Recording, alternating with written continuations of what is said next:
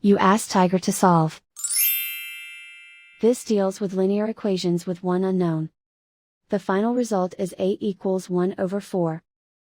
Let's solve it step by step. Simplify the expression. Simplify the arithmetic. Group all constants on the right side of the equation.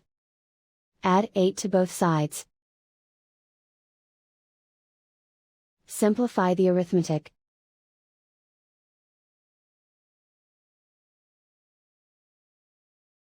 Isolate the a.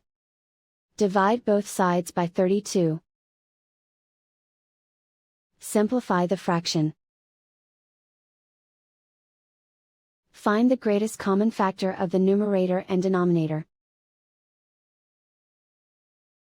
Factor out and cancel the greatest common factor. And so the final result is a equals 1 over 4.